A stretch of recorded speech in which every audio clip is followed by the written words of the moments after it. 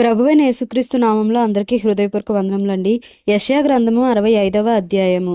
నా యొద్ద విచారణ చేయని వారిని నా దర్శనమునకు రానిచ్చితిని. నన్ను వెదకని వారికి నేను దొరికితిని. నేనున్నాను, ఇదిగో నేనున్నాను అని నా పేరు పెట్టబడని జనముతో చెప్పుచున్నాను.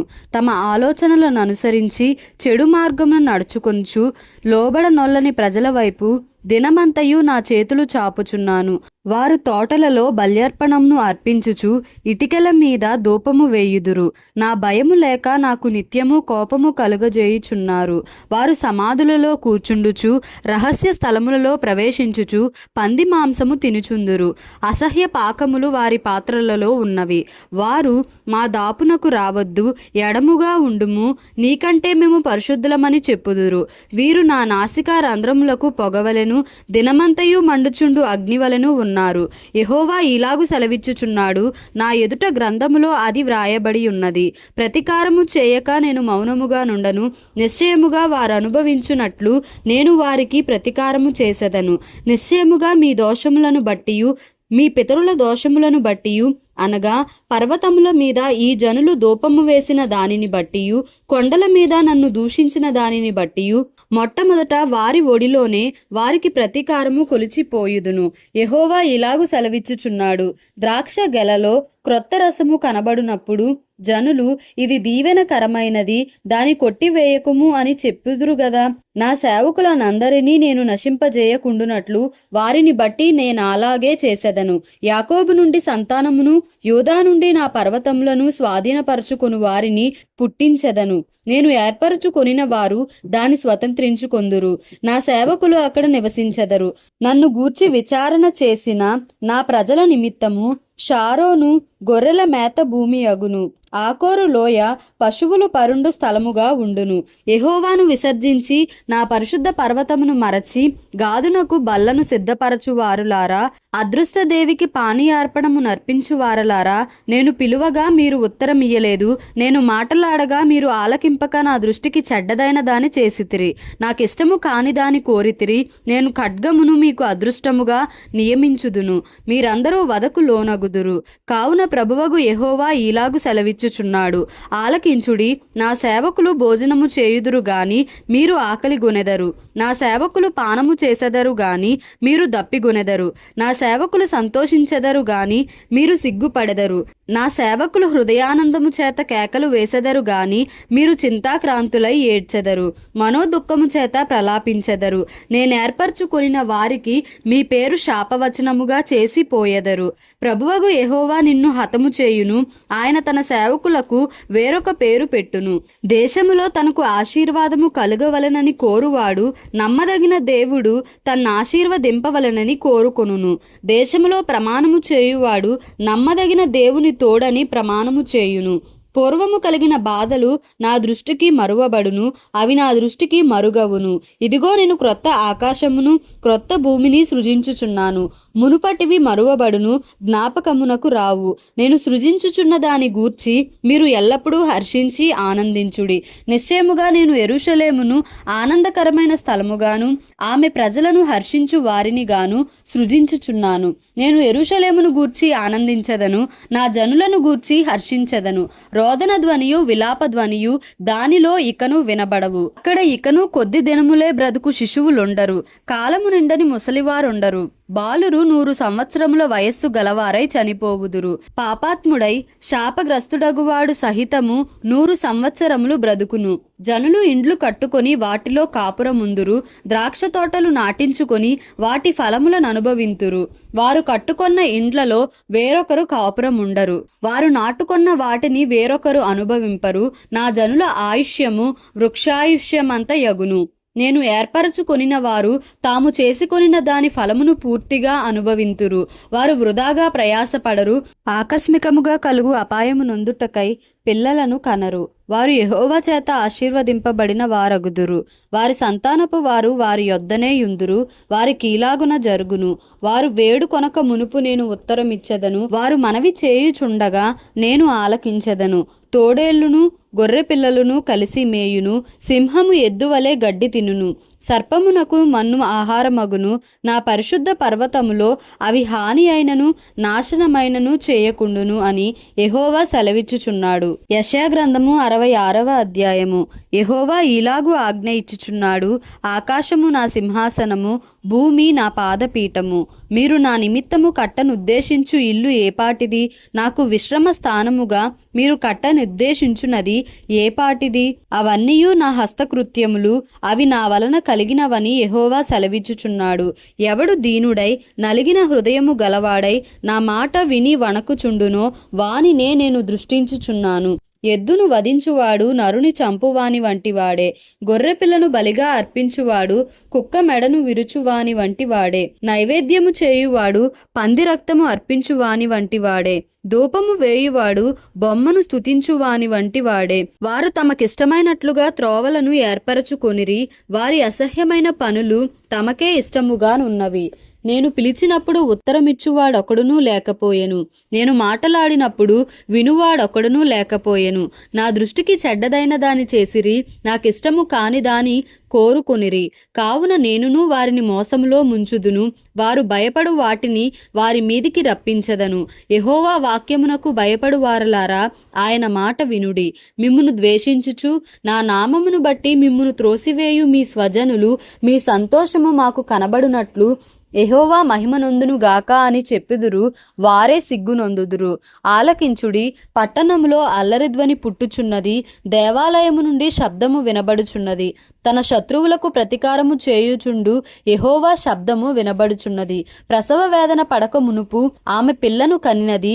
నొప్పులు తగులక మునుపు మగపిల్లను కనినది. అట్టి వార్త ఎవరు వినియుండిరి? అట్టి సంగతులు ఎవరు చూచిరి? ఒక జనమును కనుటకు ఒకనాటి ప్రసవ వేదన చాలునా? ఒక్క నిమిషములో ఒక జనము జన్మించునా? సియోనునకు ప్రసవ వేదన కలుగగానే ఆమె బిడ్డలను కనెను. నేను ప్రసవ వేదన కలుగజేసి కనిపింపక మానెదనా అని యెహోవా అడుగుచున్నాడు. పుట్టించువాడనైన నేను గర్భమును మూసెదనా అని నీ దేవుడు అడుగుచున్నాడు. యెరూషలేమును ప్రేమించు వారలారా, మీరందరూ ఆమెతో సంతోషించుడి, ఆనందించుడి. ఆమెను బట్టి దుఃఖించు వారలారా, మీరందరూ ఆమెతో ఉత్సహించుడి. ఆదరణకరమైన ఆమె స్తన్యమును మీరు కుడిచి తృప్తి నొందెదరు. ఆమె మహిమాతిశయము అనుభవించుచు ఆనందించెదరు. యెహోవా ఇలాగు సెలవిచ్చుచున్నాడు. ఆలకించుడి, నదివలే సమాధానమును ఆమె యొద్దకు పారజేయుదును. మీరు జనముల ఐశ్వర్యము అనుభవించునట్లు ఒడ్డు మీద పొర్లిపారు జల ప్రవాహము వలె మీ యొద్దకు దానిని రాజేతును. మీరు చంకను ఎత్తికొనబడెదరు, మోకాళ్ల మీద ఆడింపబడెదరు. ఒకని తల్లి వానిని ఆదరించునట్లు నేను మిమ్మును ఆదరించెదను. యెరూషలేములోనే మీరు ఆదరింపబడెదరు. మీరు చూడగా మీ హృదయము ఉల్లసించును, మీ ఎముకలు లేతగడ్డి వలె బలియును. యెహోవా హస్తబలము ఆయన సేవకుల ఎడల కనుపరచబడును. ఆయన తన శత్రువుల ఎడల కోపము చూపును. ఆలకించుడి, మహాకోపముతో ప్రతీకారము చేయుటకును అగ్ని జ్వాలలతో గద్దించుటకును యెహోవా అగ్ని రూపముగా వచ్చుచున్నాడు. ఆయన రథములు తుపాను వలె త్వరపడుచున్నవి. అగ్ని చేతను తన ఖడ్గము చేతను శరీరులందరితో ఆయన వ్యాజ్యమాడును. యెహోవా చేత అనేకులు హతులవుదురు. తోటలోనికి వెళ్ళవలెనని మధ్య నిలుచున్న యొకని చూచి తమ్ము ప్రతిష్ఠించుకొనుచు పవిత్రపరచుకొనుచున్న వారై పంది మాంసమును హేయ వస్తువును పంది కొక్కులను తినువారును ఒకడును తప్పకుండా నశించెదరు. ఇదే యెహోవా వాక్కు. వారి క్రియలు వారి తలంపులు నాకు తెలిసేయున్నవి. అప్పుడు సమస్త జనములను ఆయా భాషలు మాటలాడు వారిని సమకూర్చెదను. వారు వచ్చి నా మహిమను చూచెదరు. నేను వారి ఎదుట ఒక సూచక క్రియను జరిగించెదను. వారిలో తప్పించుకొనిన వారిని విలుకాండ్రైన తార్షీషు పూలు లూదు అను జనుల యొద్దకును తుబాలు యావాను నివాసుల యొద్దకును నేను పంపెదను. నన్ను గూర్చిన సమాచారము విననట్టియు నా మహిమను చూడనట్టియు దూరద్వీప వాసుల యొద్దకు వారిని పంపెదను. వారు జనములలో నా మహిమను ప్రకటించెదరు. ఇశ్రాయేలీయులు పవిత్రమైన పాత్రలో నైవేద్యమును యెహోవా మందిరంలోనికి తెచ్చునట్లుగా గుర్రముల మీదను రథముల మీదను డోలీల మీదను కంచర గాడిదల మీదను ఒంటెల మీదను ఎక్కించి సర్వజనములలో నుండి నాకు ప్రతిష్ఠిత పర్వతమగు యెరూషలేమునకు మీ స్వదేశీయులను యెహోవాకు నైవేద్యముగా వారు తీసుకొని వచ్చెదరని యెహోవా సెలవిచ్చుచున్నాడు. మరియు యాజకులుగాను లేవీయులుగాను ఉండుటకై నేను వారిలో కొందరిని ఏర్పరచుకొందును అని యెహోవా సెలవిచ్చుచున్నాడు. మరియు యెహోవా ఇలాగు సెలవిచ్చుచున్నాడు, నేను సృజింపబోవు క్రొత్త ఆకాశమును క్రొత్త భూమియు లయము కాక నా సన్నిధిని నిలుచున్నట్లు నీ సంతతియు నీ నామమును నిలిచియుండును. ఇదే యెహోవా వాక్కు. ప్రతి అమావాస్య దినమునను ప్రతి విశ్రాంతి దినమునను నా సన్నిధిని మ్రొక్కుటకై సమస్త శరీరులు వచ్చెదరు అని యెహోవా సెలవిచ్చుచున్నాడు. వారు పోయి నా మీద తిరుగుబాటు చేసిన వారి కళేబరములను తేరి చూచెదరు. వాటి పురుగు చావదు, వాటి అగ్ని ఆరిపోదు, అవి సమస్త శరీరులకు హేయముగా ఉండును.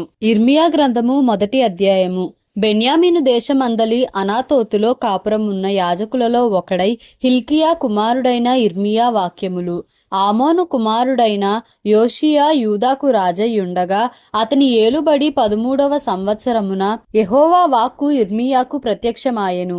మరియు యోషియా కుమారుడగు యెహోయాకీము యూదాకు రాజయ్యుండగాను యోషియా కుమారుడగు సిద్కియా యూదాకు రాజయ్యుండగాను అతని ఏలుబడి 11వ సంవత్సరాంతము వరకును, అనగా ఆ సంవత్సరమున 5వ నెలలో యెరూషలేము చెరదీసుకొని పోబడు వరకును ఆ వాక్కు ప్రత్యక్షమగుచుండెను.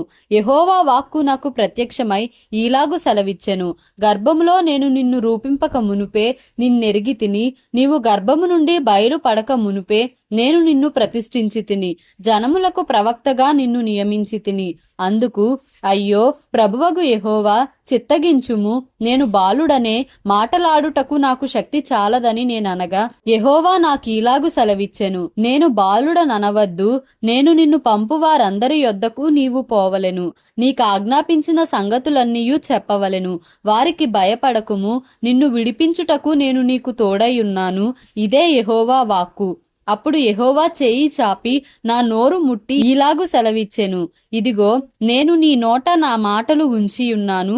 పెళ్లగించుటకును విరుగగొట్టుటకును నశింపజేయుటకును పడద్రోయుటకును కట్టుటకును నాటుటకును నేను ఈ దినమున జనముల మీదను రాజ్యముల మీదను నిన్ను నియమించియున్నాను.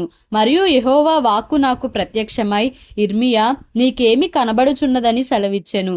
అందుకు బాదము చెట్టు చువ్వ కనబడుచున్నదని నేననగా యెహోవా, నీవు బాగుగా కనిపెట్టితివి, నేను చెప్పిన వాక్యమును నెరవేర్చుటకు నేను ఆతురపడుచున్నానెను.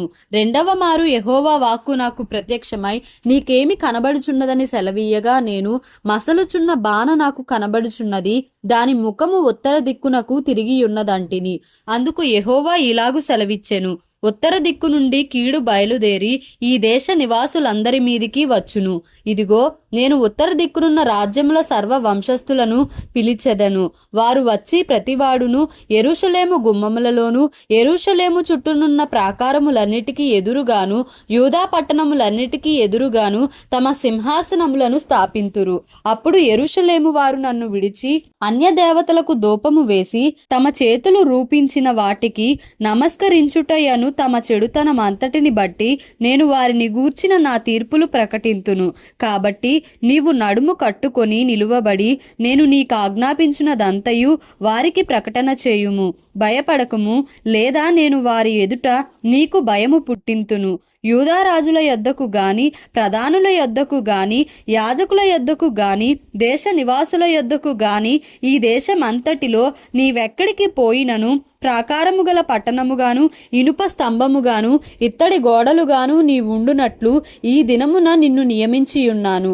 వారు నీతో యుద్ధము చేతురు గాని నిన్ను విడిపించుటకు నేను నీకు తోడై ఉన్నందున వారు నీ పైని విజయము పొందజాలరు. ఇదే యెహోవా వాక్కు. దేవుడి పరిశుద్ధ వాక్యమును మన వినికిడిలో దీవించి ఆశీర్వదించునుగాక. Amen. Please like, share and subscribe for more videos.